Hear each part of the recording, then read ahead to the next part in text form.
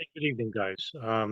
Today was a pretty big day for the Libertarian movement and other parties aligned with it because they had a rally called Rage Against the War Machine rally, which involved the Libertarian Party. The rally was organized by the chair, Angela McCardle, and also another organizer was the People's Party. But you had the Mises Caucus, Occupy Peace, the Libertarian Party of Maryland, uh, Theo and Sons, Liberty Speaks, and Food Forest Abundance, I think they were called. So you had a couple of organizations that were involved with this um, anti-war speech, which involved a number of issues. And if you go, I'll link the website in the bottom of the screen so you can read it for yourself. There was a list of demands as well as the speakers who would speak on those demands. One was not one more penny for the war in Ukraine. You also had demands like negotiate peace, stop war inflation, disband NATO, global nuclear de-escalation, slashing the Pentagon budget, free Julian Assange, abolish the CIA and military industrial deep state, abolish war and empire, restore civil liberties. All those issues I absolutely agree with, some more than others, actually. But the people speaking at the event, you had some very big names here. Of course, Scott Horton of the Libertarian Institute, Jimmy Dore, political commentator, stand-up comedian, and now a YouTube personality. Um, David Swanson, the executive director of World Beyond War. Dan McAdams, who was the executive director of the Ron Paul Institute. Max Blumenthal, editor-in-chief of the Gray Zone. Angela McCardle, the chair, I think chair or co-chair. And so you had a couple more people, and of course Ron Paul. I mean, how can we forget the man of the hour? And then also you had other that was at the podium, and then you had speakers that were situated down in the streets of Washington. I'm not familiar, so forgive me. Reed Coverdale, naturalist capitalist, Liberty Lockpod, Clint Russell, Eric Jackman of the Jackman brothers spoke. If I forget certain people, forgive me. They spoke out, and they resonate a little bit more with the common people because they're working people. They work in the field. So you had a lot of various economic backgrounds and a lot of various working classes and a lot of various people who have affiliations with different parties, all speaking out on what is desperately needed to change. And what I've noticed, this is the reason why I'm making this video. What I noticed is that there are certain libertarians who are basically, and by the way, I'm not libertarian, so I'm independent and I don't really have a party affiliation, but I agree with a lot of the precepts that the libertarian movement espouse. And I'm, of course, anti-war, for sure, the saving of human life. But one thing in particular that certain people in the libertarian movement are speaking out is a picture of Angela McCardle, who kicked off the live rally. And I think that was approximately 3 hours. And the picture of that's making the rounds is this. And as you can see, 2 Russian flags. And if you go to the video itself, they're there for about maybe 20 minutes out of the 3 hours. And these flags then leave. I think once in a while one will pop up, but there are libertarians who think that this is actually a pro-Russian co-opted rally. Some people even insinuate that who funded this rally? Was it the Kremlin? Was it Fox News? Was it the right-wing oligarchs who are basically assimilated within the libertarian movement? All these arguments I've been hearing the past week or two regarding the critiques of this rally. And what I want to do in particular is try and rationalize regarding, I think, a non-argument. So you had a number of speakers. I forgot Cynthia McKinney, I think, was a late add to the speaking engagement. You had a lot of people from the Libertarian Party and the Libertarian National Party who have basically come out on viral media, especially on Twitter. Twitter is the only viral media I have that I don't have Facebook anymore, but YouTube I have. But on Twitter especially, you have a lot of people that basically were critical of these people like Angela McArdle saying, oh, you know, there she is supporting the Russian invasion and whatnot. Well, let's go back to the picture again, right? So if basically we're going to, I guess, critique Angela McArdle because she didn't turn around in time to see two flags in the background. Meanwhile, she's addressing, I think there was approximately 3,000 people, a little bit more, take a less, a couple hundred less, but, you know, a decent amount of people. That's, you know, 3,000 people is still a lot, you know, for a rally that's been around. I'm not sure. Is a rally rather new or old? I didn't do my homework there. But 3,000 people, that's still a lot of people. That's about how many people follow me on YouTube. Well, though I have 27, but that's still a lot of people. And we don't know. There could have been a little bit more. You have people milling about in the background. But if you can see this picture here, you see these two Russian flags.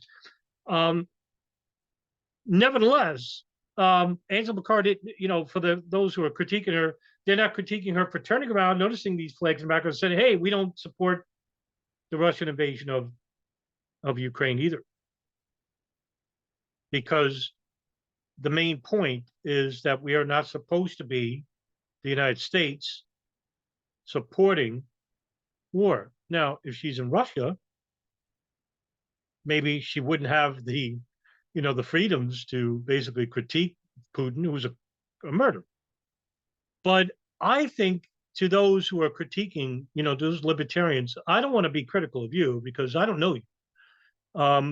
Do you have a point? Sort of. And let me explain. I will say that, yes, you have two aggressors here in this conflict. And please spare me. The victims are the Ukrainian citizens. However, you have a number of governments involved in this war,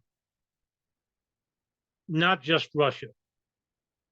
And if you're just going to critique Russia in this war, well, basically, you're doing it wrong. Now, for those who are critiquing the United States and Russia and Ukraine, they're involved, the government, I'm not talking about the people, then more power to you.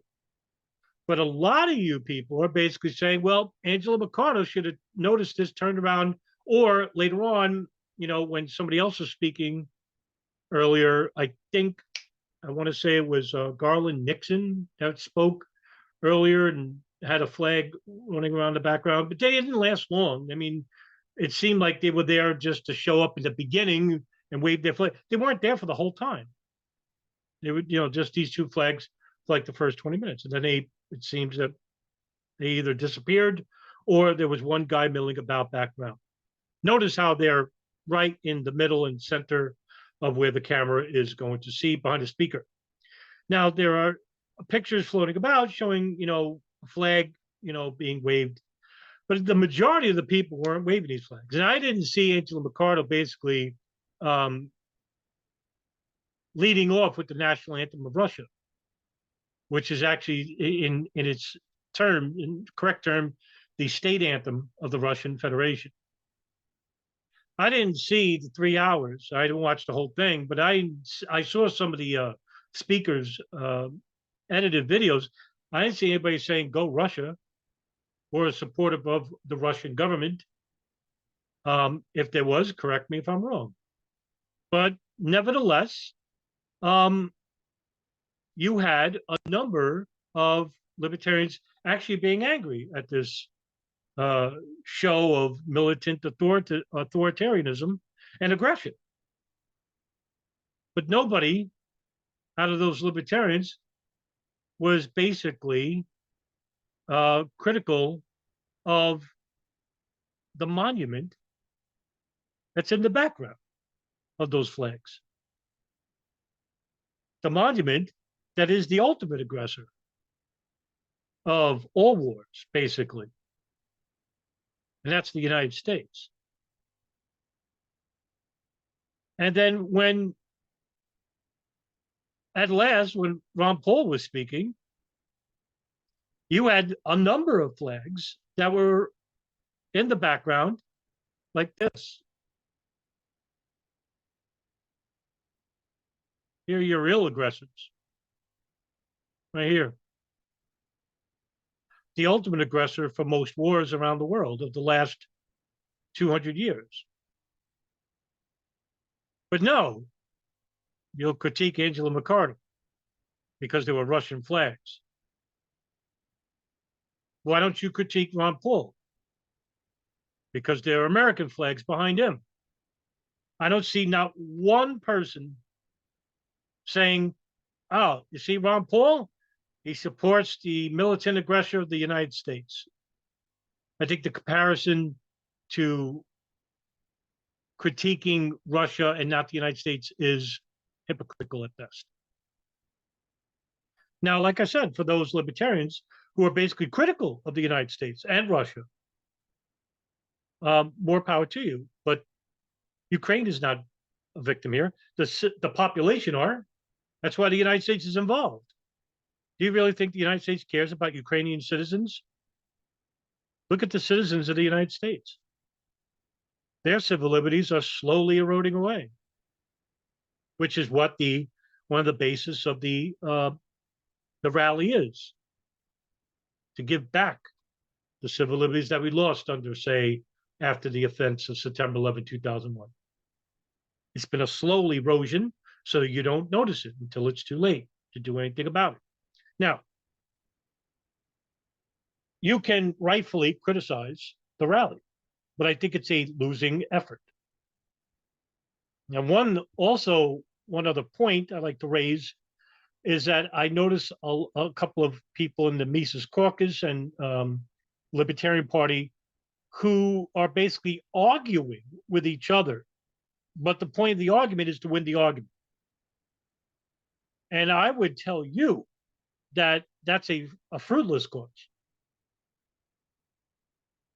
One, it just makes you look like a contrarian, one who basically just argues or debates for the sake of argument. And two, there is no productivity out of it. Nothing beneficial besides your own insatiable ego. How you defeat the competing side is to win them over to your side. And how do you do that? You speak truth to power. You also want to talk about issues that affect everybody, not somebody, not some people. Because from what I understood from the rally, they're talking about everybody. They didn't exclude nobody, not even the rich. Nobody was excluded from this rally. And that's the whole basis of the point of the rally. Everybody was welcome to come. If you were pro-Russian invasion, if you were pro-Ukrainian invasion, but you're against the war. Now, that may seem hypocritical, but at no point in the rally did anyone say that we want the wars to continue in Ukraine or on the Russian side. Everyone spoke out against the conflicts, whether their opinions are contrary to yours. You know, earlier today, I had probably one of the most important interviews I've ever done. And it was with a former Guantanamo Bay prisoner, Mohamedou al-Slahi Bohemi. And I'm very robotic in my emotions, but in this interview, it basically was on a human level, more so than any interview I've ever done. I've read his diary twice. It talks about the torture and the forced rendition, kidnapping of this young man from his home in Mauritania to Jordan to the United States. And for 16 years, this guy stood in an isolation box where the first 5 or 6 years, he was tortured psychologically and physically every day. Every day. Now just imagine you're in his shoes. I couldn't do it. And I have a very capricious, very expansive, demented imagination because I deal with the demented aspects of human life, of the human psyche. And I couldn't do it because I think it would trivialize the experience that he went through. Now, if that doesn't motivate you to basically speak out against the corrupt nature of this government, or if you want to use some other example of government abuse, systematic abuse, doesn't have to be former prisoners in Guantanamo. It could be the conflict in Ukraine, the conflict in Yemen, the looming conflict in China. And for those libertarians who are saying that, oh, the party, Mises Caucus, or the Libertarian Party are right-wing or supported by the right wing, why didn't they talk about being pro-China? That's a right-wing pro-war talking point. I didn't see any Taiwanese flags in the background. What I'm trying to do is trying to get you to understand being on the same page, because I think these arguments are basically frivolous to the greater picture, which is what the rally was about.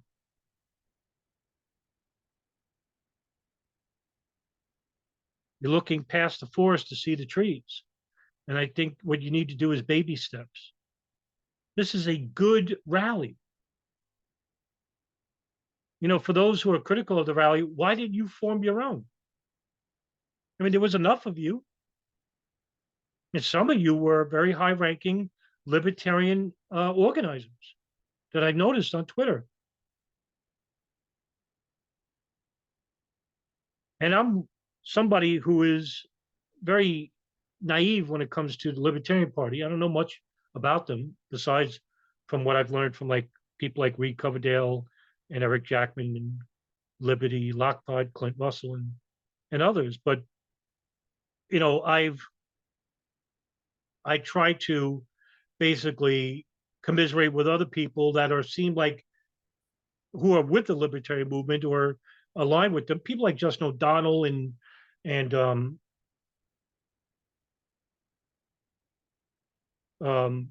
Wyatt Earl or something like that. I'm sorry, I forgot some of these names. I don't know too much. If you were Arab, I'd know your name.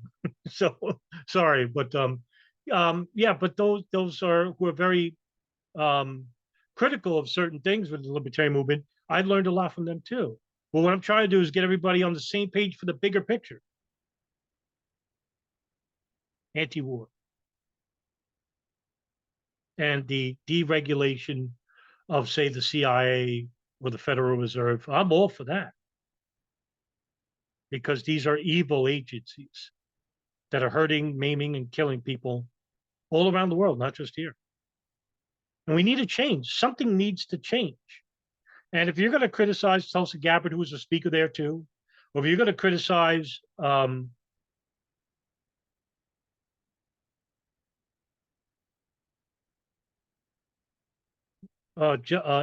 Jackson Hinkle, for being, oh, these people are pro-Russian, or, they're not really pro-war. Well, they weren't there to speak on their points regarding war, whatever war you think they're for. They actually spoke out against war. So and I'll just cut off like this because I'm rambling at this point. But I mean, I would like to see more of a camaraderie within libertarian movement, or maybe it's a futile issue. But I don't think it's futile at all. I think you can. And a lot of you people are young men and women, and you have a lot of very competing thoughts within each other. It's like herding cats, a lot of you. But I see a bigger picture. And I see a light in a lot of you. And I'm willing to basically overlook some of your faults because the bigger picture is what matters here. And like I said, for those who are critical of a rally, why don't you make up your own rally and get others? And I would support that too, by the way. But as long as we have a rally that's dedicated to abolishing these agencies, criticizing the U.S. federal government, I will always back that more than I will for the opinions of certain people that I may disagree with. Like I said, with the Ukraine war, it's not as simple as Russia basically invading Donbass and Lushansk. If you think that's where the war started, I have a bridge to sell you. And when the United States is involved, there is a longer history involved. It doesn't just come overnight.